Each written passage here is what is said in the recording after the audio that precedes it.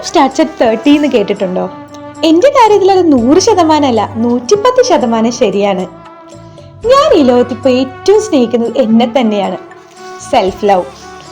എല്ലാവരും ചോദിക്കാറുണ്ട് എങ്ങനെ ഇങ്ങനെ എപ്പോഴും സന്തോഷമായിട്ട് ചിരിച്ചുകൊണ്ടിരിക്കുന്നേന്ന്. ഒറ്റ ഉത്തരവേ ഉള്ളൂ, സെൽഫ് ലവ്. അവനവനെ തന്നെ സ്നേഹിക്കുക. എൻ്റെ പ്രയോറിറ്റി ഞാനാണ്. എനിക്ക് ഏറ്റവും ഇമ്പോർട്ടൻ്റ് ആയിട്ടുള്ള പേഴ്സൺ ഞാനാണ്. ഞാൻ എന്നെ ഒരുപാട് സ്നേഹിക്കുന്നുണ്ട്.